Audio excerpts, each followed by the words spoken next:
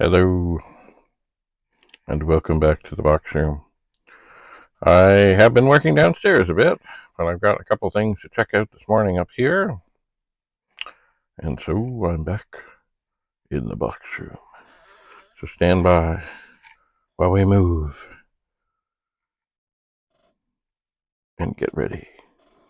Here we go. Lock on the microphone. Oh, okay.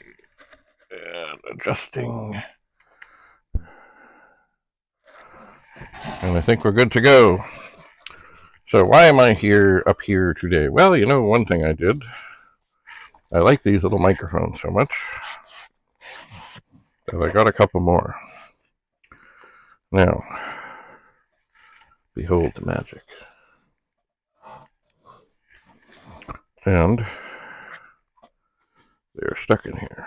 Maybe they've got little tape on them.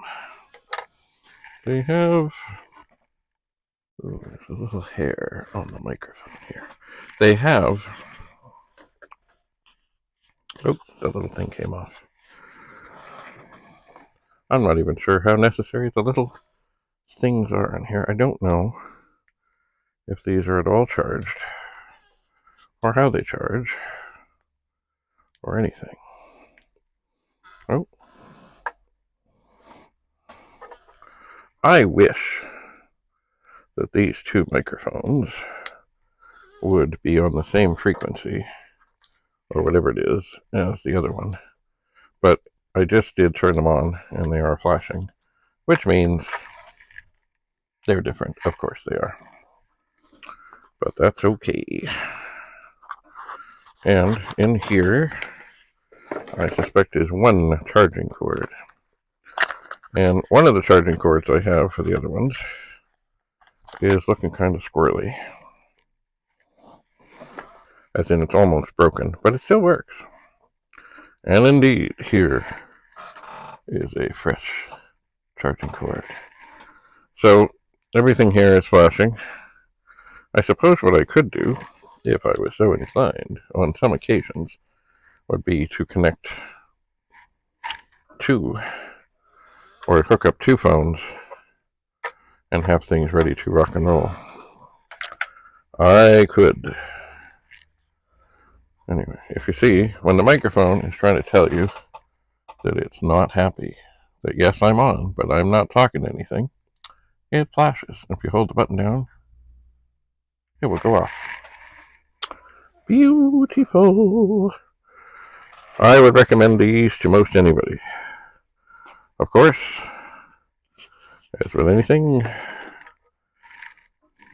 here's the other one, desperately trying to speak, communicate, but it ain't happening. So I will take these downstairs when I go down, and I will charge them. And here, this is the critical thing. That plugs into, in my case, the iPhone, and does all the talking, or lets it communicate well. There we go. In you go. I'm not sure if that's the right way. Well, it must be the right way. Anyway, so I will use this other little wee cord, and I will tuck this all aside, and I will do my best not to mix things up. That is not fitting in nicely. Nothing ever goes back in the box as well as when you hook it out. It just doesn't. Alright, and there's the obligatory twist tie. So I'll put this back in, and I am ready to rock and roll. Okay, so, but that is not what I'm here for today. I did indeed find in the basement,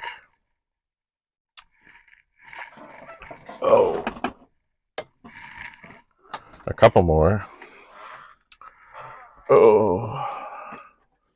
Commodore 64 power supplies. I did.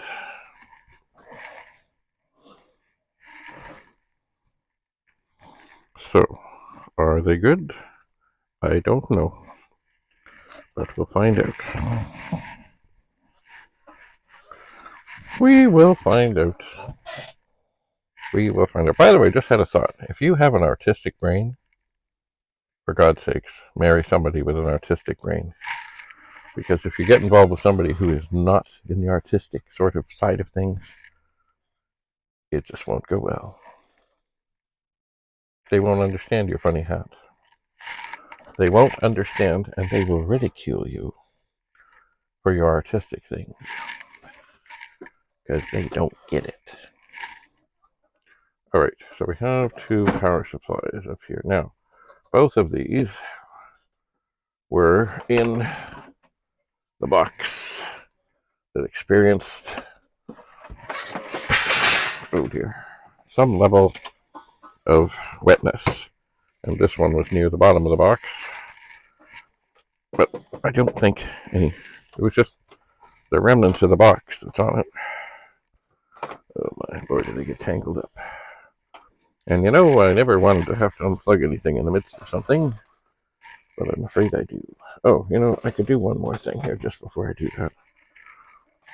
I could turn on the monitor, let it come to life, and turn on this 128 and see if it does anything now that it's all nice and cool. Well, that's different. I'll hit the reset switch. Alright. Well, it kind of froze. There are issues.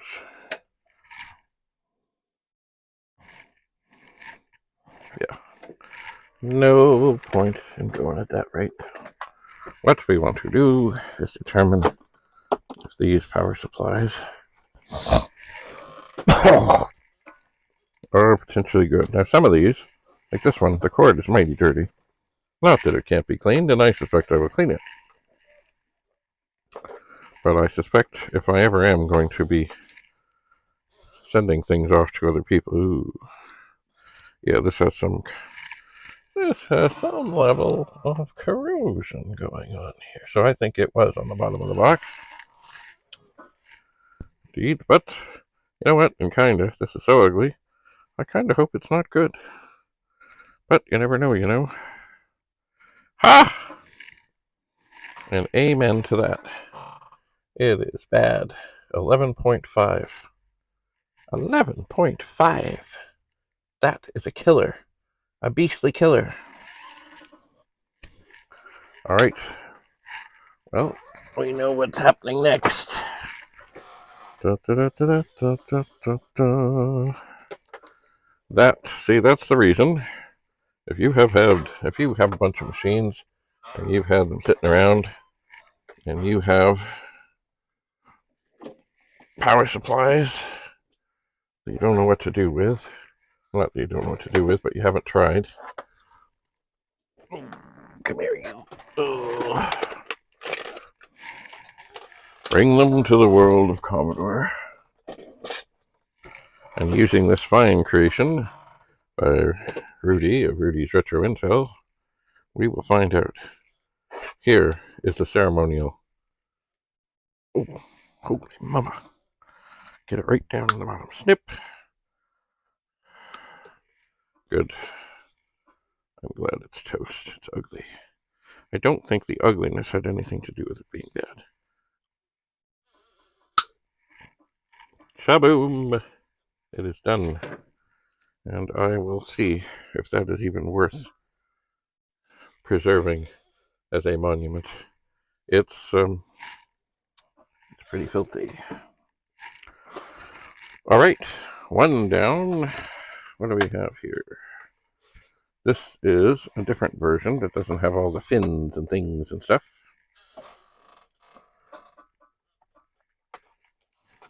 Okay. So we will see what we see when we pop this in. Aha. Okay. 5.22. Backwards it looks like 55.2. Let me look at that again. 5.22. Yes, indeed. So that is probably 5.21. I think. Yes. So that probably looks like a good thing. 5.22. A little fluctuation. We'll leave that on there for a bit, and we'll see what's brought here. Is this a cord I just cut? It is a cord that I just cut. Where did the other half go? Yuck. Yeah, this was an ugly one. But so be it. Yes, I'm not sure that there is much good that can come of that. Either part of this. This, I think, is indeed stuff that needs to be scrapped. Scrapped, I say. So what I think I will do is, as I do often with wires or things, this is something I learned when doing like roadie stuff for a band. Any cable that you think is having issues, you tie a knot, which tells somebody else, if they're thinking of using it, don't do that. And then it can be assessed, because, cables break inside, especially the connectors and things and stuff, and they're getting yanked around, tossed around. So I think this is something that will go well. Ugh.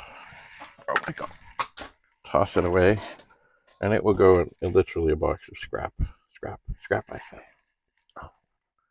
Okay, now, of course, this power supply is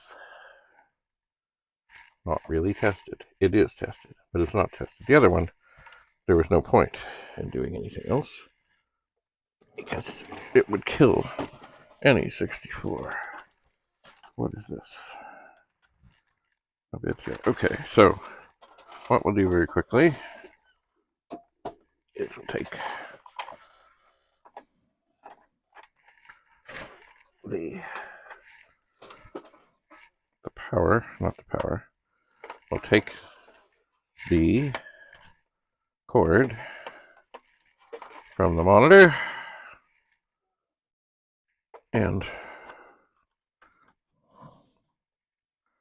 we will plug this in. Now, if we hear weird things and the monitor goes like crazy, we immediately shut it off and we cut the cords off. But if not, we say, woohoo! Even though it's ugly and it's had this sticker on here that kind of has not helped issues. And the top of it, doesn't look great. The sticker on the top is gone squirrely, but it does work. So I think I'll leave it here plugged in for a bit. Not to the 64, we'll just leave it plugged in for a bit. And just double check the voltage later in the day. Okay, so we'll put the 64 down here. And we'll take the checker and we'll plug it back in. Oh, it is now 5.23. So yes, indeed, there may be reason to keep an eye on that if it does continue to climb. Now, the other day when I was here,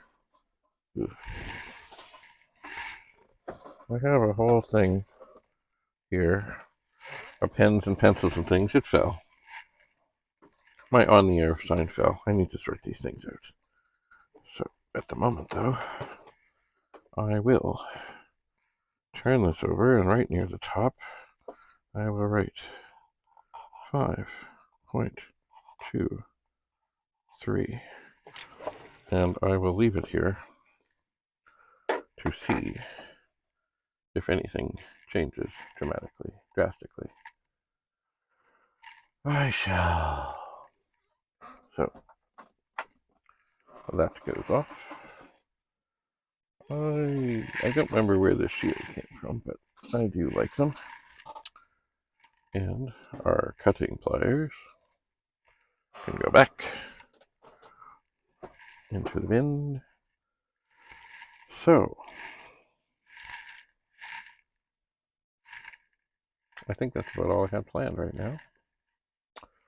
I did find in the basement an original VIC-20 power supply for a 2-prong VIC-20 that has not yet been tested. But that is another story. It is. Oh, I know what I need to do. Alright, now, I have been aiming to tidy up this desk. So far, it really hasn't gone well. But downstairs, I do have two 1571s that I have been working on. And I will unplug. Okay. And they do have issues of some sort. They just do. Alright, so, but this, and I do want to snag a 6502 chip out of something. Now, I'm hoping that this one, that I wanted to look into anyway, has a 6502 chip that's in a socket. Is it? I don't know. I don't know. But anyway, there are switches on the front of this. This is the drive that refuses to go into, it refuses to become device 8, even though there are switches. And this switch here is just gone floppy and squirrely, and that's always a sad thing when things go floppy and squirrely. So, but it does seem it could be removed and replaced. It could be, and my bet is this one, I think this is the 8-9 switch. It seems to be quite fine, but I would bet when we open this up, we're going to find that the wire has come off. I would bet. And then, of course, out the back is this funny cable that would be part of the 21-second copy thing. So I'm going to set this drive down on another drive here with great care. Great care. And then, because I need this in a bit, I'm going to switch hats. I am. Alright. So now, I think we are indeed done. So thanks for coming. We will see you again soon in the World of Commodore and at the World of Commodore. Don't forget that. That was easy. December 2nd and 3rd at the Admiral INN in Mississauga, Ontario, where many legendary people will linger and talk and share and spread their stories and wisdom. And who knows, you might even find some good things for sale. I know that Rudy, of Rudy's Retro Intel, he has been working for a very long time on a thing called the Pet Companion. And it allows you to connect a pet to a composite output. And there's more to it than that. But I need to see about this. This, I have no doubt, will be very handy when I start checking pets, if I have monitor troubles, if I have another way. And it reminds me of back in the day, there we'd be at meetings and people couldn't see things. Anyway, Rudy will have a great display. I believe it'll be a pet in a 1701 or 1702. And also, it will be connected to a big modern flat screen thing. And I will be there, and I will have Rudy's checker there, and so bring your power supplies, and we will check the 5-volt side, and we will know right quick whether they are dangerous and need to be snipped. Danger. Like that one there. It was ugly, but more than that, it was dangerous. So it is done. And even the cords.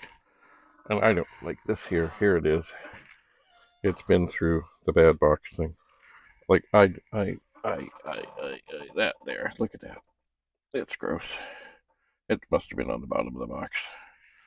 And I just, you know what, that is, sometimes I send things north with my brother if I have scrap things and stuff, because once in a while he's taking a car away to the junkyard. And all it does is add a little weight, add a little weight, add a little weight. So maybe the cord in that thing will go.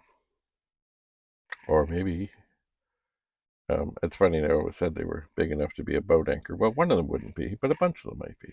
But I don't have a whole bunch, because not a whole bunch have gone bad. Not a whole bunch. Anyway, this one is still reading at 5.23 volts. So it does seem steady and stable. The patient is stable. Anyway, all right. Thanks so much for being here. I need to go and do some driving. And I will be seeing my mother, Doris Bradley, who used to be very much part of the T-Pug machine when things were going well. Oh, there are so many stories of intrigue and betrayal in the world of Commodore. Who knows, some of them you might even hear at the World of Commodore, December 2nd and 3rd, at the Admiral INN, near the QEW in Mississauga, Ontario. Check the website. If you got things to sell, or you said that's it. I see this light is not doing good things here. Hang on. Oh, now it's lighting this up too much. Anyway, if you have things, like if you finally said, okay, I got to lighten the collection, chances are you won't get the highest prices at the World of Commodore, but you'll know they went to a good home. And of course, if there's other things, Commodore related or not, don't forget the freebie table, where you just put things down and walk away and hope that they find a good home. And undoubtedly they will. Any kind of not Commodore, any kind of computer stuff or technology stuff or magazines of all sorts, just bring them. Somebody generally will say, "Oh my word," and then maybe years later they'll bring them back and put them on the freebie table. But above all, if you do come, plan on coming, especially on Saturday night, to the Swiss Chalet dinner. Usually there's a vast collection of assorted characters sitting at a long table, not like the Knights of the Round Table, but a long table. And indeed, more stories are swapped. And it's a good time. All right. Enough for now. Thanks so much for being here. We'll see you again soon. In the box room, David Bradley, signing off.